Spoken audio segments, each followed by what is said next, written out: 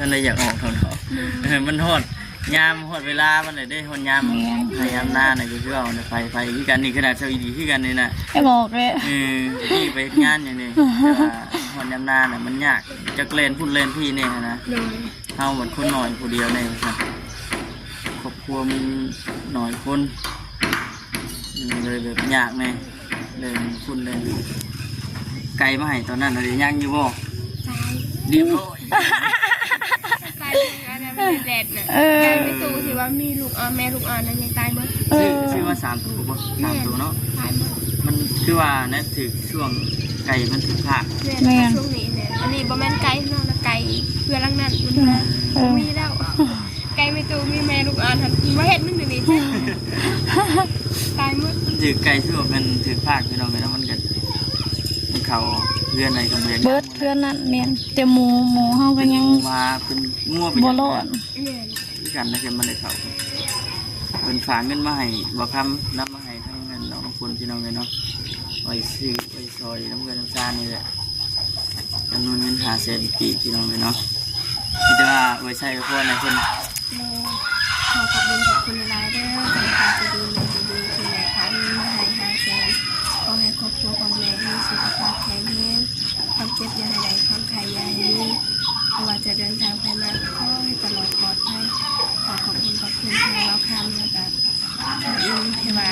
ได้เป็นสะพานบุญมาทางนี้ขอให้ครอบครัวของเราจงมีสุขภาพแข็งแรงร่ำรวยเด้อสาธุเนาะ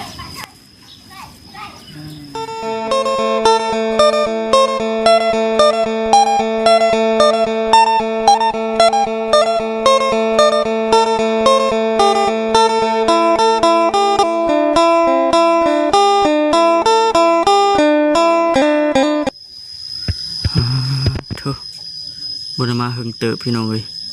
มันยังเฉยเนื้อแนมไปพุ่นจึงคืนอยู่เบิดเถอะชุกชีวานที่ช่วยแท้ชัวน้ำปลาสิใส่เนาะโอ้มาน้ำลายไหลแดงจึงคืนอยู่พุ่นเทิงมัวทางพี่ก็มีกันเนี่ยทางนี้ทางหลังเขาเนี่ยคอยขึ้นน้ำซุปพอได้ขึ้นทิศขึ้นได้เท่เด้เนาะขอน้ำพึ่งก่อนเลยเนาะมังเงี้ยวพี่น้องพากันทั่วมังเงี้ยวมาหอดอะไรก็ได้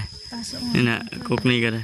ในบ้านเฮานี่บ่ได้มีเลยพี่น้องนอกจากแบบจนน้ำดงน้ำปลาเลยเนาะพอดีว่าเมื่อนี้นั่นอันทางบ่าวคำแล้วก็สุอินพี่น้องเนาะเดินทางมาอยู่ที่เฮือนน้องน้ำฝนเพิ่นป้าจะบ่ได้มาหึงเติบได้เนาะเฮือนก็ยังสีสันยังแจ่มคือเก่าโอ้ชมว่าสีกรุงเทพดีเนาะมันเวลาสีมันตกเลยสีมันตกพี่น้องเลยเนาะสมกับราคาแล้วก็สมกับเกรดมันของเทกับอันสีธรรมดาเนี่ยก็ต่างกันอยู่พี่น้องเลย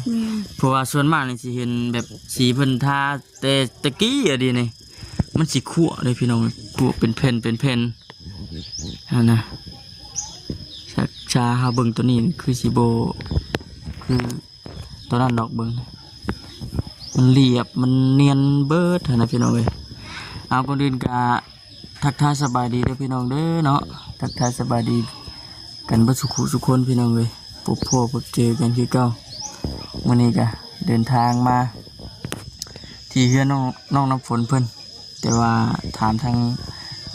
ลูกๆเพิ่นก็ว่าแม่ออกหน้าไปฉัน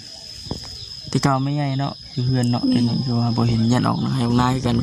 ว่าบ่น่ะหลานเดี๋ยวมึงเริ่มบอลไปทุกข์บุติดเลยทุกข์บุติดไปฉันพี่น้องเลยทักทายสบายดีเทื่อนึงเด้อพี่น้องเด้อเนาะสบายดีเด้อเนาะเดี๋ยวนั่งรอนั่งถ่ายก่อนจะหน่อยโทรหานะบุติดโทรหาอยู่แต่ว่าบุติดครับทางไหนที่ทางนาเพิ่นนี่เนาะพอดีว่าเมื่อนี้ก็มีข่าวดีเลยพี่น้องเลยจังได้มาฮอดมาถึงเนาะต่างทำมาเยี่ยมมายามพ่อบุติดเข้ามาก็ถือว่าดนเลยหลายเดือนเลยพี่น้องเลยตั้งแต่ขึ้นเพื่อนล่าสุดเนาะล่าสุดเนี่ยมันขึ้นเพื่อน คือมื้อนี้ก็มีข่าวดีทางผู้หลักผู้ใหญ่เพิ่นนั่นแหละพี่น้องเนาะให้ทางหัวค่ำเป็นสะพานบุญให้พี่น้องเลยนำเงินจำนวนหนึ่งมามอบให้กับน้องน้ำฝนเพิ่นนะมีแต่ว่าพากันนั่งทานั่งรอนี่เล่น ติดเน็ตเลย ฮะ โทรบ่ได้โทรบ่ติดซ้ อืม ำเพิ่นบ่ฮู้ว่าเฮาเนาะเสียหายก็บ่ตก อ่านอยู่บ่ กูอ่าน โอ้โหติดจังเนาะเดี๋ยวสิไปบอกให้ลูกกินเนี่ย วงก็แดง เป็นมากอันนี้นะ มากยังอันนี้นะ มักแงว บอกแล้วภาษาบ้านเจ้าเนี่ย มักแงวคือกัน เห็นว่าสิ มักแงวคือกัน มาเงี้ยกันวะ กันมักแงวเนาะ เออ ก็คือกันนั่นแหละ อย่าว่าสื่อเอิ้นคนละแบบสิเนาะ บ่แล้ว โมเมนต์เนาะ มักแงวคือกัน หวานกล้าแหละ วานหาก็วานนะขันหยาบพลวงจะก็มันหยาบพลวงนะมันหยาบเราหมักไผ่จะคอยวันหยาบ ช่างว่าเถอะเนาะบัดนี้ อันนี้นะหยาบพลวงหยาบเราหมักไผ่ อืม เฮ็ดออกบ่เฮ็ดปวกออกบ่ ฮะ เฮ็ดปวกออกบ่ บ่เห็นเลย เออ อันนี้เขาว่าเห็ดละงงออก เฮ็ดละงกออกโอ้ หาก็ออกมาเลย เออ มาจะใช้จะจำเมื่อกี้ดิ อันนั้นเห็ดเพาะนาง ออกบ่เออ ก็เอามาไข่เลยเด้ เออ มาถ่ายเฮ็ดบ่เมื่อกี้ ไผ่ เจ้านั่น โว้ย อ้าวโมเมนต์บ่ นี่ก็เอาหลานหั่น นอนอยู่เนาะมาโน่นเลยไม่เท่าไปไส นี่ที่อยู่ในเฮือนคอยลูกเอ้ยบ่ไป เอ ใช้ อเย็นว่าออกหน้าสิดอกบ่ได้ออกติ อันนี้หาก็มาแต่วันนี่มาแต่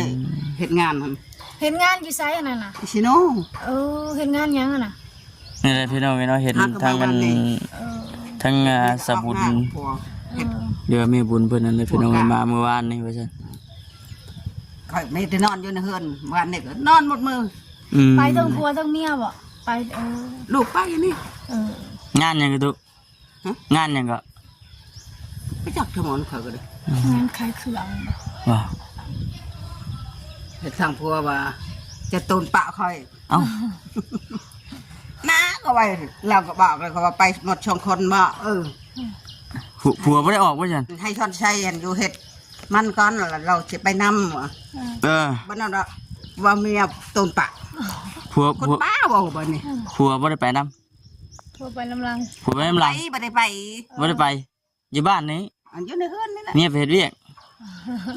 นอนอยู่ นอนอยู่ เก็บเพียง ออกนะหาน้ำหมอกน้ำไม้ให้ค่อยกินนี่แหละเหมือนกันดิ เออ หากบหาเครียดแค่ฝนตกในไปการอึ่งน่ะ ได้อยู่บ่ มื้อน่ะได้ ได้ บ่ อึ่งจะโต อืม กบให้ละลาย เออ และขายขายลูกเอ้ยพอได้ซื้อนมให้ลูกเจ้าเขาว่า เออ ขอไปกินเนาะเขาบอกนี่นี่แหละ อืม หาเนอะให้แม่หากับแม่มาเป็นไปหาลูกก็ยากลูกเดียว นี่สิไปได้ไดติจักนั้นสิไปเนาะจองแข้งจองขาอยู่เนาะ มาขายกันแล้วมาขายเอง ก็ไม่เป็นไปขายรถลูกเอ้ย อืม อันไหนเจ้าอย่าได้ลายไปก็จะว่าเอา อยากได้หน่อยได้หลายแกว่าเอาดิ เอาเอง เออ เอาไปเป็นเว้า พี่น้องพี่น้อง ขอยอยากลูกเมียว่าเป็นไปหรอกลูกเอ้ยไปหาลูกฉันน้ำไม้เรามาท น้ำไม้ไล่ออกแล้วบ่เดี๋ยว ำน้ำไม้ไหลน้ำไม้บง ออกแล้วเนาะเดี๋ยวนี้เนาะกำลังเลยเนาะเดี๋ยวนี้ สองมือเลยสองมือไม่ได้ไปหา อืม ฉันตัวเองมันหาเลย เออ ว่าเนี่ยหาเห็ดละงู ได้อยู่บ่ บ่ได้แล้ว ได้ยินแต่ซื้อมันน่ะเนาะให้ได้งูออกนี่เนาะ มื่อนี้หันยานเขาขายในนี่ในทางลงในทางถนนนะเห็ดปวกเห็ด นี่เลยพี่น้องเนาะโอ้ลมกับมันทางไปตู้แล้วก่อนว่าซั่นเดี๋ยวต่าง เพิ่นเนาะเขาขายหันเนาะมัน รอทางน้องน้ำฝนเพิ่นมาเพิ่นว่าใกล้ๆถึงนั้นนานั่นเฮา ไป บ่ นี่นา เฮาบ่จักทางออกไปเฮาบ่จักทางไปแล้วมีคนไปนำแล้วล่ะวะลูก ยั แล้ ง ว แล้วบ่อยนำเยอะบ่ไว้ ฮะ ไปท่านเขาไปนำไป ไป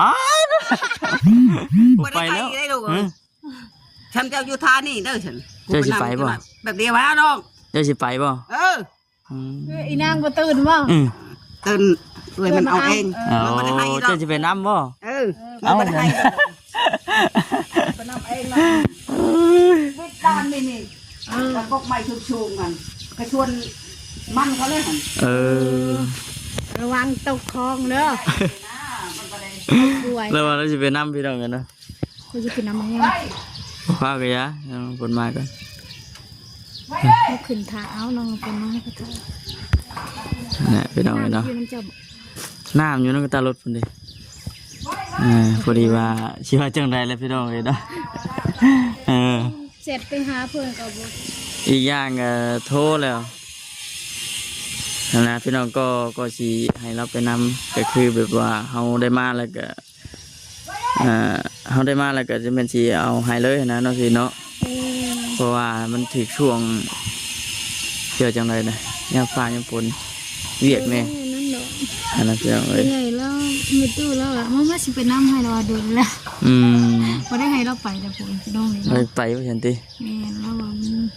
ในจบจากนี้ก็แมันสิเข้าไป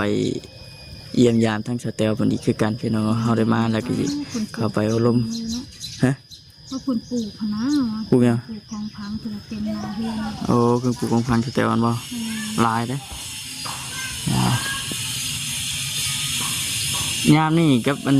ยามแรงกับสิต่างกันนะพี่น้องนี่เนาะเด้อ แค่ปลา เพิ่งสร้างเพิ่นเฮ็ดวัดก็โอ้โหตัวลุยไปลุยเนาะจักยามแรงยามฝนนั่นก็ได้กึบนะพี่น้องเอ้ยเพิ่นว่าฮอดยามหน้าก็คือสิจุกันแล้วเบิ่งนี่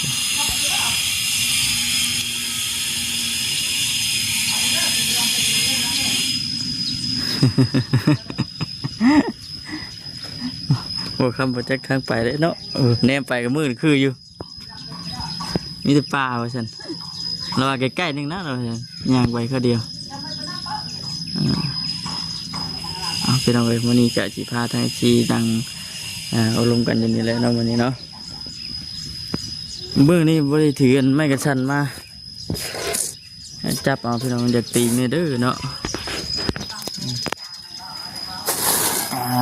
นั่งเอาลงกันจับน้ำฝนมาเลยป๊อดขวดมากันแล้วเนาะกำลังโกพี่น้อง เชื่อเลย โทรหางพี่น่ะลายลายสายอยู่พี่น้องเนาะ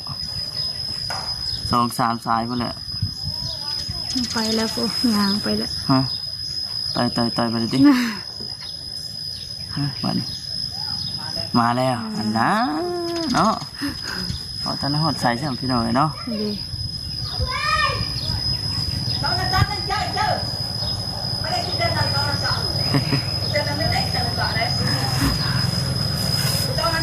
ไรอย่างนี้ในขู่เค ให้ดูนะคือมาไว้แท้ เพียง คือมาไว้แท้สิเหรอ เข้ามาเลย อ้าว ยัดเพียงโทรไปหาเลย ผมก็นี่ว่าสิไปน้ำเหมือนกัน โทรได้ลูกเอ้ยโทรเด้อ ไม่ตู้กำลังว่าสิไปน้ำเมื่อกี้นี่สบายดี ได้ยัง ได้ยังนั่นน่ะ ว่าไม่ใช่นะพี่เกียว ได้ดอกกระเจียงได้ เบิ่งด้วย ไปบัวละ ไม่ตู้แล้วคือว่าได้เห็ดปวก เฮ็ดพวกนี้ เฮ็ดปวก มันเห็ดปวกครับ ป้า ยังไม่ทันออกเฮ็ดปวก มีเฮ็ดพวก โอ้เถอะ เฮ็ดพอเนี่ย เห็ดปวกก็มี เฮ็ดพอก็กำลังออกเห็นบนเขาเคียยังแหละ เดี๋ยวนู่นนี่นั่นนี่ นี่ได้เนี่ยยังทันอยู่เนาะงัวบกัด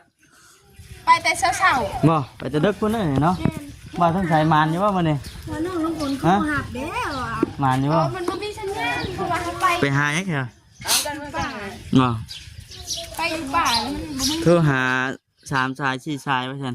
เลย อ้าวเห็นเปิดเน็ตอยู่เพิ่นว่า ไม่เห็นเปิดเน็ตแต่ว่า เปิดเน็ตอยู่อะคือว่าโทรบ่ติดว่าฉัน เลยมันสัญญาณมันอันนั้น กินนั่งกินไหนเลยแหล้วมาฮอดใหม่ๆว่าฉันข้าเมื่อยก่อน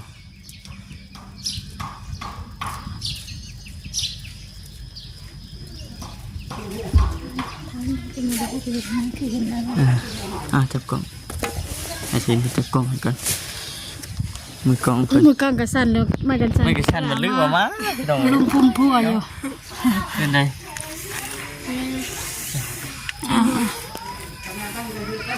ว่านี่ใครว่านี่มีคนไหนมาบอก เป็นได้เป็นไง ก็ไม่ได้เป็น ออกได้จังมือเลย ได้อันนี้หากันมาวานนี่มาไปเห็นงาน แบบว่าออกเลยบ่แบบม ก็ว่าสิมาเห็ดนาเลย มันหอนยามให้ยามหน้าเลยเนาะ เพื่อ หอนยามให้ยามหน้ามันยากนะบัดนี้พี่น้องเลยจักอยากเห็ดหน้าเนี่ยกับบัดนั้น แม่น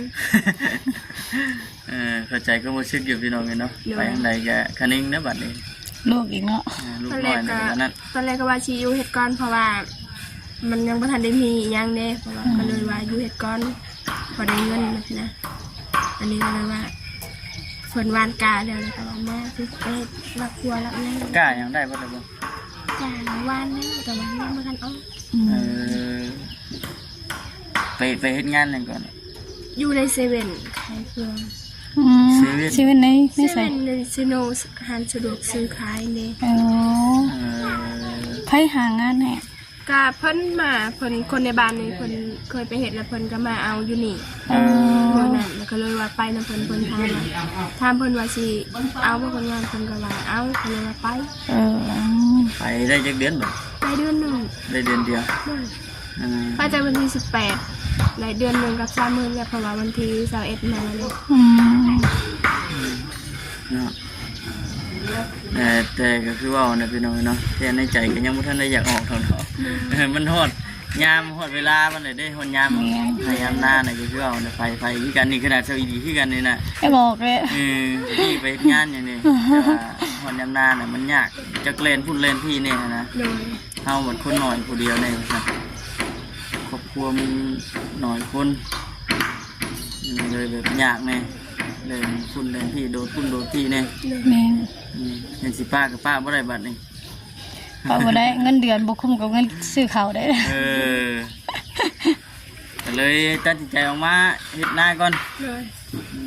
เดี๋ยวเฮ็ดหน้าก่อนถ้าพังเบิ่งถ้าว่ามีโอกาสก็สิชวนน้องสาวไปนำกัน อืม อยู่ซิโน่พุ่นน่ะ แม่น อันนี้ไปผู้เดียวบ่น้อง แม่นไปคนเดียวว่าเขาใช้ตอนแรกก็ว่า ไม่ได้เฮาเที่ยว บ่ได้เที่ยวแบบอยู่พุ่นน่ะนอนอยู่พุ่น อืม มันเที่ยวบ่ได้เพราะว่าเราเฮ็ดเวียกตอนเช้าก็6:00แล้วโรงงาน อืม แล้วเรา มั เลิ น ก มัน ก็ คือแบบว่าเฮาเฮ็ดงานอยู่โรงงานสิได้เนาะ แม่น อันนี้เฮาเฮ็ดอยู่บนห้านสะดวกซื้อกันนะพี่น้อง แม่นเราต้องเปิดร้านแต่เช้าตอนแรงก็มันเป็นเฮ็ดเป็นกะบางทีก็คือถ้าว่ามื้อนี้คือคนอื่นกะคนอื่นเขาเฮ็ดแต่6:00เช้า7:00แรงเพิ่นก็เลิกแล้วก็มาลงช่วง2:00แรงกับ12:00กลางคืนเลิกเป็นกะเปลี่ยนเอาเพราะว่าคนมันบ่หลายคนหลายก็จริงแต่ว่าคนมันบ่เป็นหนังสือเพิ่นก็เลยแบบขายแบบเราใช้เครื่องนะของเป็นยากก็เลยมีแค่4คนก็เลยเปลี่ยนกัน ที่ถือกล้ากลางคืนก็มี เพื่อน เปลี่ยนกันไปหั่นแหละเนาะ กันไปกันมา ผู้เดียวบ่ไหวเลยกากลางคืนนี่โอ้ย บ่ไหว้ อืม จังม่วงวันนี้เฮาเด็ก กับ2:00บ่าย2:00ลง บ่ายสอง แล้วก็12:00กลางคืนเลิก เริ่มงานในบ่าย2 แม่ แต่ถือว่าธรรมดาบ่แบบนี้ธรรมดาอยู่ติ ธรรมดาก็ทำมาเฮ็ดได้บ่ก็เฮ็ดได้ ได้อยู่เนาะ ก็บ่ได้นักปานใด โอเค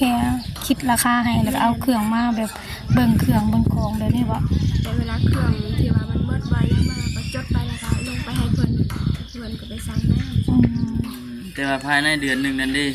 เฮาไปอยู่พุ่นน่ะบ่ได้มาเยี่ยมหมดเลยลูกเต้าอีกมื้อใดมื้อพักเนาะ บ่ได้มีมือพักเนาะแต่ว่าถ้าอยากหยุดก็บอกเพิ่นว่าอยากหยุดมาไปซื้อเพิ่นก็ให้มา อันนี้มันขึ้นอยู่กับเฮาว่าอยาก แม่น อยากหยุดใช่ไหมเนาะ แม่นแต่ว่าเพิ่นก็บ่ได้ให้เฉพาะแต่ว่าเฮามือเฮาหยุดน่ะเพิ่นก็คิดออก เอาง่ายๆคือเงินรายวัน แม่น มื้อใดเฮาเฮ็ดเวียกก็คือได้เงินมื้อใดเฮาบ่เฮ็ดก็มันเพิ่นบ่ไล่ให้ แม่น เดี๋ยวนี้ก็คือว่าพากันมาเฮ็ดเวียกอยู่บ้านอยู่เรือนอยู่ชานให้มันเดี๋ยวมันทวนกันเนาะ แม่น สิช่องหาเดี๋ยวเพิ่นยังสิเอาอยู่บ่ กับอยู่หันหาเพิ่นเอาตลอด เอาตลอด เลย อืม ผู้หญิงผู้ชายผู้ชายทั้งคนอยากได้เพราะว่าย กของเนาะ แม่มีเขาแล้วก็ไปส่งเครื่องส่งหยังไปเที่ยวมา เครื่องตัวใดมันเอาเป็นผู้หญิงมัน แม่ ได้ มันเป็นแบบเวลา นัก เบียร์ น้ำหวานพวกเบียร์พวกเครื่องดื่มกันนะเนาะไทยพุทธยังเรียบร้อยแล้วบ่ ยังบ่ทันได้ไทยวัน ยังอยู่ โดย มาคิดว่าจะได้เมื่อป้าแล้วกินมาเวนโทษ เห็นแต่เด็กน้อยสองโตนะ อืม แม่เจ้าไปไสนางก็บ่ ตั้งหัวเข่ามาไว้ให้มัน แต่ว่าอันนอนเพื่อนบ่ว่าปัจจุบันนี่นอนเพื่อนนี่บ่ แม่น ผู้ใดได้บัดยามดำให้ดำหน้า ยำไห้ลำไห้ลำหน้ากับว่าสิมานอน เที่ยวบ่ มันไกลเนาะยางไปวิปานี่ก็ นี่ยินเป็นตู้แล้วบ่ยุคก่อนคือว่านี่นะว่าฉันชี้ไปยุคใกล้ๆนี่ฉันเฮาบ่ฮู้เนาะ ไก่จะเราเฮาไป ยันกายนะบ่ทันไป ไปพ่อจะหน้าผู้อื่นเจ้าละ คือว่าอันที่ว่าฮอดยามให้ยามหน้าก็เที่ยวเอาเนาะมันใกล้แน่บ่ได้ถามป่วยคำห้องบ่ บ่มีวิทย์มันมีอยู่น้ำปลาคือว่าต้นสูงๆบ่นี่ หน้าตีนบ้านหน้าตีนบ้าน บ้านมันก็ฮอบกับบ้านนี้คือแล้วก็พอไปฮอดที่มันแปลนหมดเพราะว่ามันทางสวนนี่ แล้วก็เรามาสิไปนำดอกบัวน ำกระบอกเห็นนักพูดอยู่โคกเดี๋ยวทางวันเพิ่นยิงปืนถึง พากันไปเตะดึกนะบ่ได้กันเนาะยันไปบ่ทัน บ่ท่านแบบงัวย่างอะ เอ นะ อคือจุดประสงค์นี่มันสิไปหาเฮ็ด ก็ว่าสิไปหาเลาะเบิ่งเฮ็ดเห็นเพิ่นว่าเฮ็ดออกเฮ็ดยังออกนะ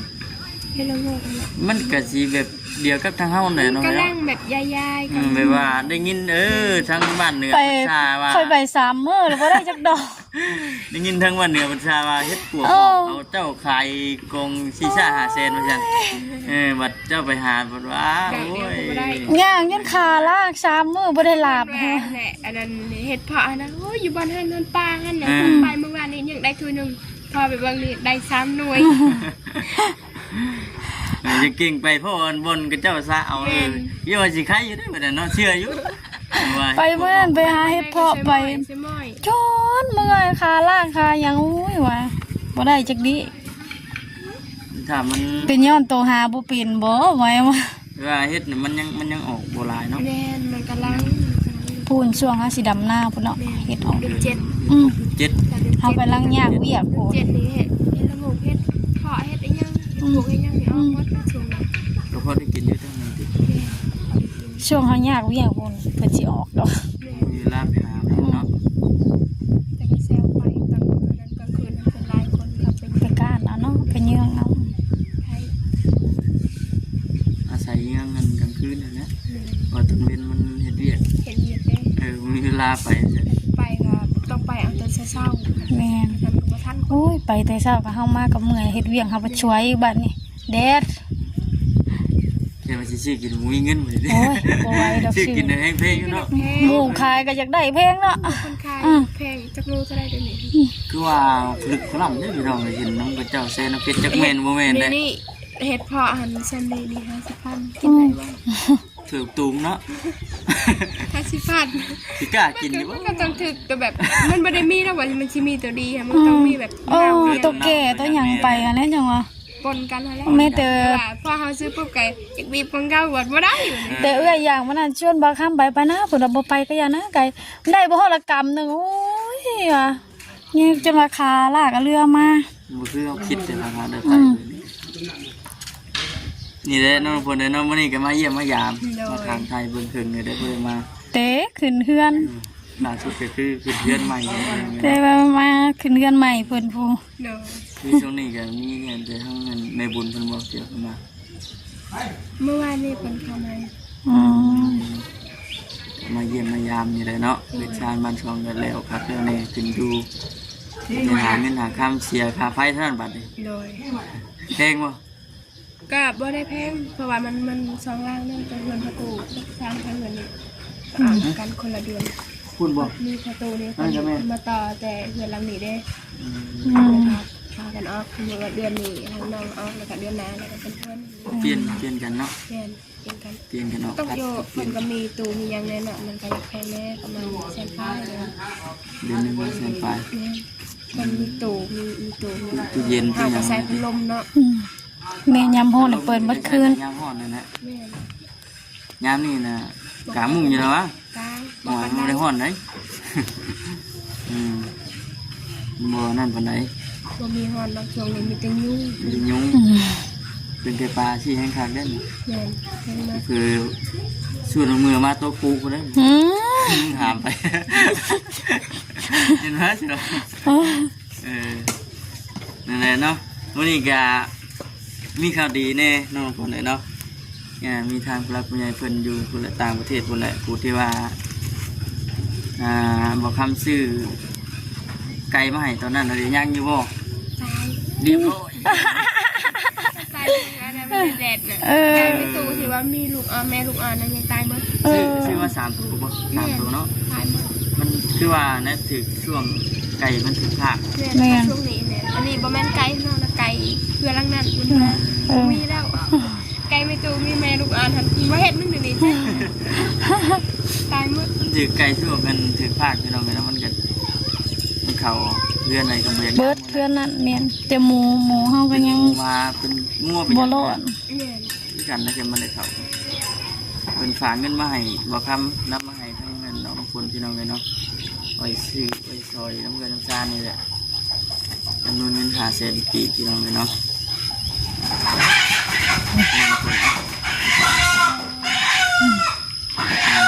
อะไรพี่น้องเลยเนาะที่จะว่าไว้ใช้พวกในคน